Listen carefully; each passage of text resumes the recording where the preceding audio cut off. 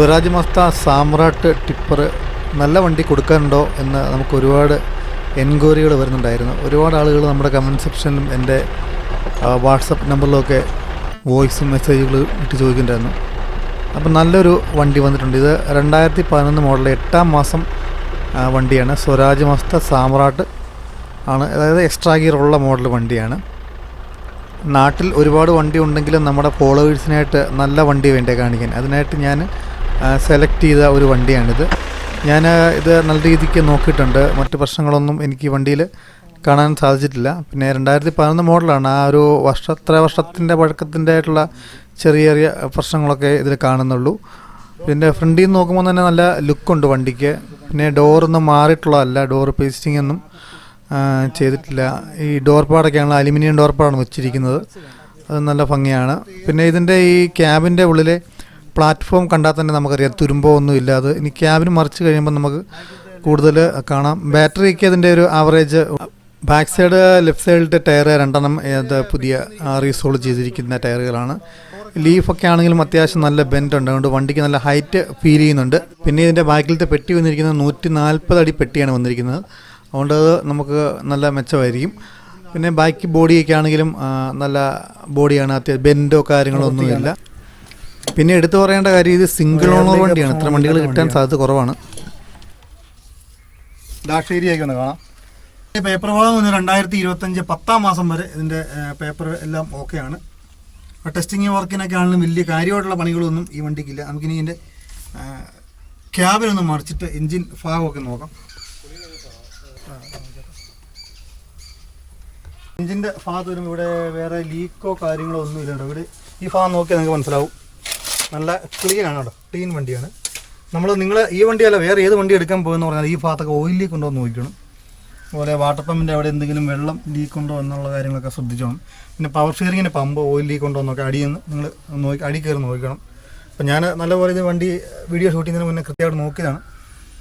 എല്ലാം നമ്മുടെ ഫോളോവേഴ്സാണല്ലോ നമ്മുടെ വീഡിയോ കൂടുതൽ കാണുന്നത്. അപ്പം അത്തരക്കാർക്ക് നമുക്ക് നല്ല വണ്ടി എടുത്ത് കൊടുക്കാം, ആ ഒരു ഉദ്ദേശത്തോടു കൂടി മാത്രമാണ് ഇങ്ങനെ വീഡിയോ ചെയ്യുന്നത്. അപ്പോൾ ഇത് പമ്പിൻ്റെ സൈഡാണ് നമ്മളിപ്പോൾ കണ്ടത്. ഈ സൈഡ് പമ്പ്, ഇതാണ് പമ്പിൻ്റെ സൈഡാണ്. പമ്പിൻ്റെ സൈഡാണ് ഡീസൽ ലീക്ക് അങ്ങനത്തെ പ്രശ്നങ്ങളൊന്നുമില്ല. എഞ്ചിൻ്റെ ഭാഗത്താണല്ലോ ഓയിൽ ലീക്കോ കാര്യങ്ങളോ ഒന്നുമില്ല, എല്ലാം ക്ലിയറാണ്. പിന്നെ റേഡിയേറ്ററൊക്കെ ആണെങ്കിലും വലിയ പ്രശ്നങ്ങളില്ലാത്ത റേഡിയേറ്ററാണ് കേട്ടോ. റേഡിയേറ്ററിൻ്റെ സിഞ്ചുകളൊക്കെ വലിയ ചളക്കമൊന്നുമില്ല. നമുക്കിനി പറയാം കംപ്രസർ സൈഡിലോട്ട് പോകാം. ഇവിടെ ഇങ്ങനെ നിങ്ങൾ ഏത് വണ്ടി എടുത്തെന്ന് പറഞ്ഞാൽ ഇതൊക്കെ ഇങ്ങനെയുള്ള കാര്യങ്ങളൊക്കെ ശ്രദ്ധിക്കും. ഓയിൽ ലീക്കാണ് മെയിനായിട്ട് നോക്കേണ്ടത്. ഇതിപ്പോൾ നമ്മൾ വന്നപ്പോൾ ഈ വണ്ടി ഓട്ടം കഴിഞ്ഞ് കിടന്ന വണ്ടിയാണ്, അതുകൊണ്ട് ഇതിൻ്റെ ഓയിൽ ഗേജ് നമുക്ക് നോക്കാൻ പറ്റത്തില്ല. അപ്പം വാങ്ങാൻ താല്പര്യമുള്ളൊരു നമ്പർ കൊടുക്കുക, നമ്പറിൽ വിളിച്ചാൽ അത് ഡീറ്റെയിൽ എല്ലാം ഫുള്ള്. ടർബോയുടെ ഈ ഭാഗത്തൊക്കെ ആണെങ്കിലും ടർബോയുടെ ലീക്കുകളൊന്നും കാണാനില്ല കേട്ടോ. ഇവിടെ ലീക്കുള്ള വണ്ടിയാണെങ്കിൽ ഇവിടെ ഈ ഭാഗത്തൂടെ ഒക്കെ ഓയിൽ അടിച്ചിരിക്കും. ഇങ്ങനെ ഇവിടെ ലീക്ക് ഉണ്ടെങ്കിൽ ഈ സൈഡിൽ കൂടെ ഒക്കെ ഓയിൽ കാണും. ഇപ്പം നിങ്ങൾ ഏത് വണ്ടി എടുക്കാൻ പോയാലും മസ്ത എടുക്കാൻ പോയാലും ഇത് പ്രത്യേകം ശ്രദ്ധിച്ചോണം, ഈ ഭാഗത്ത് ഓയിൽ ലീക്ക് വരും. പിന്നെ കംപ്രസറിൻ്റെ സൈഡിൽ എവിടെയെങ്കിലും വെള്ളം ലീക്കുണ്ടോ ഓയിൽ ലീക്കുണ്ടോ എന്നൊക്കെ നോക്കണം. ഇതാണ് എയർ കംപ്രസർ അതിൻ്റെ സൈഡിൽ. പിന്നെ ഈ ടോപ്പിൽ വരുന്നത് മിക്കവാറും ഉള്ള വണ്ടിക്ക് നമ്മുടെ ഈ വാൽവ് കവർ ഭാഗത്ത് മിക്കവാറും ചെറിയ അതിൻ്റെ ഒരു പാക്കിങ്ങാണ്. പാക്കിങ് പോയാൽ ചെറുതായിട്ടൊക്കെ ഓയിൽ പനയ്ക്കും, അത് കാര്യമാക്കേണ്ട ഇതില്ല. മെയിനായിട്ട് നമ്മൾ നോക്കേണ്ട ഇത്തരം കാര്യങ്ങളൊക്കെയാണ്. പിന്നെ നിങ്ങൾ എടുക്കാൻ താല്പര്യം ഉണ്ടെങ്കിൽ ധൈര്യമായിട്ട് ഇവിടെ വരാം, നമുക്ക് ലോഡ് വെച്ചൊക്കെ വണ്ടി ഓടിച്ച് നോക്കാം. അത് സ്റ്റാൻഡിൽ ഓടുന്ന വണ്ടിയാണ്, നമ്മുടെ സ്റ്റാൻഡിൽ ഓടുന്ന വണ്ടിയാണ്. നല്ല ഹൈഡ്രോളിക്കിൻ്റെ സെക്ഷനിലൊന്നും ലീക്കോ കാര്യങ്ങളോ ഒന്നുമില്ല. ചേസൊക്കെ ആണെങ്കിലും മറ്റ് ബിൽഡിങ്ങുകളോ പ്രശ്നങ്ങളോ ഒന്നുമില്ല, നല്ല ഇവിടെ നോക്കുന്നത് നമുക്കറിയാം. വണ്ടി ഹൗസിങ് ട്യൂബ് പ്രശ്നങ്ങളൊന്നുമില്ല. ഈ വണ്ടിയുടെ ഹൗസിങ് ട്യൂബ് എവിടെയെങ്കിലും തട്ടിയ വണ്ടി റിവേഴ്സ് പോയി തട്ടിയതാണെന്നൊക്കെ നമ്മൾ ശ്രദ്ധിക്കും. ഇതൊക്കെ ഓഫ് റോഡ് കയറുന്ന വണ്ടികളൊക്കെ ആയതുകൊണ്ട് ഈ ട്യൂബ് തട്ടി അതിന് ബെൻഡ് ഉണ്ടാകാനൊക്കെ സാധ്യതയുണ്ട്. അപ്പോൾ അങ്ങനെയുള്ള ബെൻഡുള്ള വണ്ടികൾക്ക് ആക്സിൽ നിൽക്കുന്ന ആക്സിൽ എപ്പോഴും കട്ടായി പോയിക്കൊണ്ടിരിക്കും. ഇതിൻ്റെ ടിപ്പിംഗ് മെക്കാനിക്സിൻ്റെ ഭാഗമായിട്ടുള്ള ഈ സെക്ഷനൊക്കെ നല്ല കറക്റ്റാണ് കേട്ടോ. ഇത് കാര്യം നിസ്സാരം ഒരു ചെറിയ ഷോക്ക് ഓഫറായിട്ട് നമുക്ക് തോന്നിയാലും ഇതിൻ്റെ മെക്കാനിസം കറക്റ്റായിട്ട് വർക്കായില്ലെങ്കിൽ ഓട്ടത്തിൽ ഡോർ തുറന്നു പോകാനുള്ള സാധ്യതകൾ കൂടുതലാണ്. വണ്ടി കണ്ടാൽ നല്ല വൃത്തിയുണ്ട്. പിന്നെ നമ്മൾ ഈ മസ്ത ടിപ്പർ എടുക്കാൻ വരുമ്പോൾ നമ്മൾ കൂടുതലായിട്ട് ശ്രദ്ധിക്കേണ്ട വണ്ടിയുടെ മോഡിഫിക്കേഷൻ കണ്ട് ഒരിക്കലും പോയി വണ്ടി എടുക്കരുത്. വണ്ടിയുടെ ഞാൻ ഈ പറഞ്ഞ കാര്യങ്ങൾക്ക് ഓയിൽ ലീക്ക്, അതുപോലെ പിന്നെ ടയറൊക്കെ കുറവുണ്ടെങ്കിൽ നമുക്ക് ടയർ വാങ്ങിച്ചിടാം, പിന്നീടാണെങ്കിൽ വാങ്ങിച്ചിടാം. മെയിനായിട്ട് നോക്കേണ്ട വണ്ടിക്ക് തുരുമ്പുണ്ടോ, ക്യാബിന് തുരുമ്പുണ്ടോ എന്ന് നോക്കുക. അടിവച്ചങ്ങനെ നോക്കണം, ഇവിടെ നോക്കണം, ഈ ടയറിൻ്റെ മുകളിൽ ഏരിയയിൽ നോക്കണം, തുരുമ്പുണ്ടോ എന്ന് നോക്കണം. ഇവിടെ നല്ല വൃത്തിയായിട്ടാണ് വണ്ടി ഇരിക്കുന്നത്. ചില വണ്ടിയുടെയൊക്കെ ഇങ്ങനെ ഇവിടെയൊക്കെ വെട്ടി മാറിയിട്ടുണ്ട്. അപ്പോൾ അങ്ങനെയുള്ളതൊക്കെ വണ്ടിയുടെ വെട്ടി മാറിയിട്ടുണ്ട്. ഗ്യാസ് വെൽഡിങ് തൊടിയിച്ചിട്ടുണ്ടെങ്കിൽ പിന്നെ ആ വണ്ടി നമ്മളെ ഇരുന്ന് ഒരു വർഷം ഇരുന്ന് കഴിയുമ്പോൾ പിറ്റേ ടെസ്റ്റ് ആകുമ്പോഴത്തേനും മൊത്തം അത്രയും ഭാഗം മൊത്തം പോകും. പിന്നെ അത് നമുക്ക് കൂടുതൽ ബാധ്യതയാവും. അപ്പോൾ കൂടുതൽ സ്റ്റിക്കർ വർക്കും അങ്ങനെയുള്ള ആഡംബര കാഴ്ചയിൽ നിന്നും കണ്ട് വാങ്ങി ഒരിക്കലും. പിന്നെ നമ്മളൊരു വണ്ടി നോക്കാൻ പോവുകയാണെങ്കിൽ നമ്മൾ ആ വണ്ടിയുടെ കൂടുതൽ സ്റ്റിക്കർ വർക്കുകളും അങ്ങനെ ആഡംബര സംഭവങ്ങളും ആഡംബര കാഴ്ചകളൊക്കെ കണ്ടിട്ട് അങ്ങനെ മയങ്ങിയിട്ട് നമ്മൾ ആ വണ്ടി ഒരിക്കലും അങ്ങനെ എടുക്കാൻ പാടില്ല. വണ്ടിയുടെ കണ്ടീഷൻ, എൻജിൻ കണ്ടീഷൻ, നമ്മൾ തകിട്, ബോഡി, അതൊക്കെയാണ് ശ്രദ്ധിക്കേണ്ടത്. എവിടെയെങ്കിലും ആക്സിഡൻറ്റ് ഉണ്ടായിട്ടുണ്ടോ, എവിടെയെങ്കിലും ക്യാബിനെവിടെയെങ്കിലും പൊട്ടിച്ചിട്ടുണ്ടോ, ഗ്ലാസ് മാറിയിട്ടുണ്ടോ, അതൊക്കെ നമ്മൾ കൂടുതലായിട്ട് ശ്രദ്ധിക്കണം. പിന്നെ നമുക്ക് ഒരു കണ്ടീഷൻ, ഒരു ഷേപ്പുള്ളൊരു വണ്ടി എടുക്കുവാണെങ്കിൽ പിന്നെ നമുക്ക് സ്വന്തമായിട്ട് കൊണ്ടുവന്നിട്ട് പിന്നെ നമുക്കതിൽ സ്റ്റിക്കർ ഒട്ടിക്കുകയോ മോഡിഫിക്കേഷൻ ചെയ്യുകയോ എന്ത് ചെയ്താലും പിന്നെ കുഴപ്പമില്ലല്ലോ. ഇപ്പോൾ ഈ വണ്ടിക്കാണെങ്കിൽ അത്യാവശ്യം ഷേപ്പുള്ളൊരു വണ്ടിയാണ്, സിംഗിൾ ഓണർ വണ്ടിയാണ്, നമുക്ക് പേഴ്സണലായിട്ട് അറിയാവുന്ന വണ്ടിയാണ്. അപ്പം പരമാവധി അറിയാവുന്ന വണ്ടികളൊക്കെ നിങ്ങൾ എടുക്കാൻ ശ്രമിക്കുക. മാക്സിമം നല്ലപോലെ വണ്ടി നോക്കുക. വണ്ടി നോക്കാൻ പോകുമ്പോൾ അറിയാവുന്ന ഒരാളെ കൂട്ടുക, അങ്ങനെ ഒക്കെ ചെയ്യുക. അങ്ങനെ നല്ല വണ്ടികളൊക്കെ എടുക്കുക. ഇനിയിപ്പോൾ ഇതല്ല വേറെ ഏത് വണ്ടി നോക്കിയാലും ഇങ്ങനെയൊക്കെ ചെയ്യുള്ളൂ. അല്ലാതെ കൊണ്ട് ചാടി ധൃതി വയ്ക്കരുത്, ധൃതി വെച്ച് പോയി പൈസ കളയരുത്. ഈ സ്വരാജ് മസ്ത സാമ്രാട്ട് ഈ മോഡൽ വണ്ടിയൊക്കെ എടുത്തു കഴിഞ്ഞാൽ നമുക്ക് ധൈര്യമായിട്ട് ഏത് കുന്നും മലയും കയറ്റി എക്സ്ട്രാ ഗിയറുള്ള വണ്ടി നമുക്ക് എതിലെ വേണമെങ്കിലും കൊണ്ടുപോകാൻ സാധിക്കും. 12 വർഷമായിട്ട് ഞാൻ കൈകാര്യം ചെയ്യുന്നതാണ്. അതുകൊണ്ട് എനിക്ക് കൃത്യമായിട്ട് ഇതിൻ്റെ കാര്യങ്ങൾ അറിയാം. നല്ല അത്യാവശ്യം ഈ വണ്ടിക്ക് മൈലേജും ഉണ്ട്. അതുപോലെ മെയിൻ്റനൻസ് കുറവാണ്. അതാണ് ഇതിൻ്റെ ഒരു മെയിൻ സംഭവം. നമ്മൾ ഏത് വണ്ടി എടുത്തെന്ന് പറഞ്ഞിട്ടും കാര്യമില്ല, വണ്ടിയുടെ മെയിൻ്റനൻസ് കുറവാണെങ്കിൽ മാത്രമേ നമുക്ക് കയ്യിൽ ബാലൻസ് വരത്തുള്ളൂ. അപ്പം വളരെയധികം മെയിൻ്റനൻസ് കുറവുള്ളൊരു വണ്ടിയാണ്. ഇതിൻ്റെ പാർട്സുകൾക്കൊക്കെ ആണെങ്കിൽ വലിയ വിലയൊന്നുമില്ല.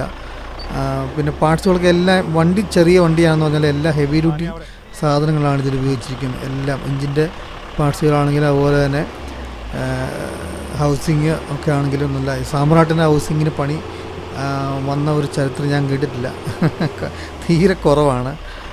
സാമ്രാട്ടിൻ്റെ ഹൗസിങ് പോകുക, അതുപോലെ ജോയിൻറ്റ് പറഞ്ഞു, അങ്ങനത്തെ പ്രശ്നങ്ങൾ തീരെ കുറവാണ്. പിന്നെ ഇതിനകത്ത് കൂടുതലായിട്ട് പോകുമെന്ന് പറഞ്ഞാൽ വാട്ടർ പമ്പിൻ്റെ ബെയറിങ്, ആ ഒരു വാട്ടർ പമ്പിൻ്റെ ബെൽറ്റ് ഇട്ടേക്കുന്ന ആ ഒരു സൈഡിലത്തെ ഒരു ബെയറിംഗ് ഉണ്ട്. ആ ബെയറിങ് പെട്ടെന്ന് പോകാം. അങ്ങനെ പോകുന്നത് വർഷത്തിലൊന്ന് വെച്ചാൽ ആ ഒരു ബെയറിങ് പോകും. അപ്പോൾ ബെയറിങ്ങിന് 200 രൂപ വിലയുള്ളൂ. ആ ഒരു ബെയറിങ് കുറച്ചുകൂടെ കമ്പനി വലുതാക്കി ഇടുവാണെങ്കിൽ കുറച്ചുകൂടെ ഒരു ലാസ്റ്റിങ് കിട്ടിയാൽ അങ്ങനെയുള്ള പ്രശ്നങ്ങളൊക്കെ വരത്തുള്ളൂ. പിന്നെ കൃത്യമായിട്ട് ഓയിൽ നമ്മൾ ചേഞ്ച് ചെയ്ത് കൊടുക്കുക, കൃത്യമായിട്ട് ഗ്രീസ് അടിക്കുക, എയർ ഫിൽറ്ററൊക്കെ ആണെങ്കിൽ കൃത്യമായിട്ട് മാറി കൊടുക്കുക. അങ്ങനെയൊക്കെ ചെയ്ത് കഴിഞ്ഞാൽ പവർ സ്റ്റിയറിങ്ങിൻ്റെ ഓയിലൊക്കെ കുറവ് നോക്കിയിട്ട് കൃത്യമായിട്ട് ചെക്ക് ചെയ്യണം. പിന്നെ പഴയ വണ്ടിയൊക്കെ ആണെങ്കിൽ നമ്മൾ ഒരു 4, 5, 6 വർഷം ഒക്കെ പഴക്കമുള്ള വണ്ടിയാണ്. കൃത്യമായിട്ട് എല്ലാ ദിവസവും നമ്മൾ എൻജിൻ ഓയിലും വെള്ളവും വണ്ടിയുടെ കൃത്യമായിട്ട് നോക്കിയിരിക്കണം. അങ്ങനെയൊക്കെ മെയിൻറ്റെയിൻ ചെയ്യുവാണെങ്കിൽ ഈ വണ്ടിക്കൊന്നും ഒരു പ്രശ്നവും വരത്തില്ല. ടയറിൻ്റെ പ്രഷർ കൃത്യമായിട്ട് ചെക്ക് ചെയ്യുവാണെങ്കിൽ ടയർ പഞ്ചർ തീരെ കുറവായിരിക്കും. പിന്നെ ഏതെങ്കിലും സൈഡിലൊക്കെ ചെല്ലുവാണെങ്കിൽ അവിടെ ഏതെങ്കിലും നമ്മുടെ സൈഡിൽ ചെന്ന് കഴിയുമ്പോൾ വാർക്കയുടെ ആണി, അതുപോലെ വാർക്കപ്പലക, തട്ടുമുട്ടലൊക്കെ ആണിയൊക്കെ ഉണ്ട്. അതൊക്കെ ഉണ്ടോ എന്നൊന്ന് ഇറങ്ങി, വണ്ടിയിൽ നിന്ന് ഇറങ്ങി നമ്മൾ നോക്കുവാണെങ്കിൽ അങ്ങനെയൊക്കെ ചെയ്യുവാണെങ്കിൽ ടയർ പഞ്ചർ കുറഞ്ഞിരിക്കും. പിന്നെ വളരെ ശ്രദ്ധിച്ച് കൈകാര്യം ചെയ്യണം. നമ്മൾ ലോഡൊക്കെ ആയിട്ട് പോകുമ്പോൾ ചെരിവുള്ള സ്ഥലങ്ങളിലൊക്കെ പോയി ലോഡ് കുത്തുമ്പോഴൊക്കെ നമ്മൾ നല്ല രീതിക്ക് ശ്രദ്ധ കൊടുക്കണം. പിന്നെ ഇത് കയറ്റം എന്ന് പറഞ്ഞൊരു സംഭവം ഈ സാമ്രാട്ടിനൊരു പ്രശ്നമല്ല. ഏത് കയറ്റം വെള്ളം കയറും, കറങ്ങാതിരുന്ന് വെച്ചാൽ മതി. വണ്ടി പുല്ലോ അങ്ങനെയുള്ള ചെളിയൊക്കെ ഉണ്ടെങ്കിൽ കറങ്ങും, പക്ഷേ എന്നാലും കറങ്ങിയാൽ ഈ സാധനം കയറിപ്പോരും. എക്സ്ട്രാ ഗിയർ ഉണ്ടെങ്കിൽ ഏത് കയറ്റം നമുക്കൊരു പ്രശ്നമല്ല.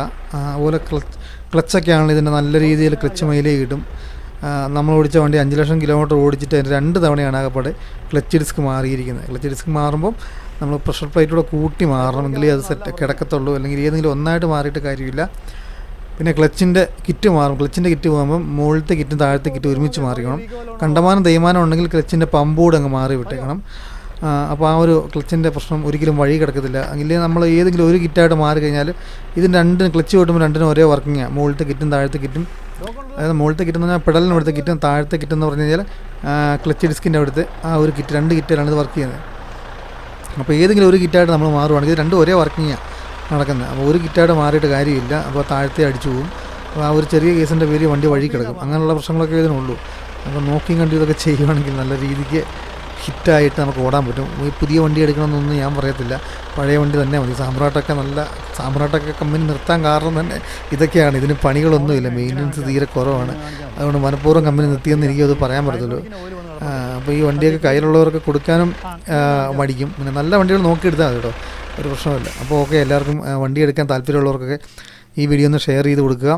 പിന്നെ ഈ വണ്ടി നമ്മുടെ ഈ വണ്ടി നിങ്ങൾക്ക് താല്പര്യം ഉണ്ടെങ്കിൽ താഴെ നമ്പർ കൊടുക്കുക, ആ നമ്പറിൽ കോൺടാക്റ്റ് ചെയ്യുക. ഓക്കെ, വണ്ടി ഓടിച്ച് നോക്കാം.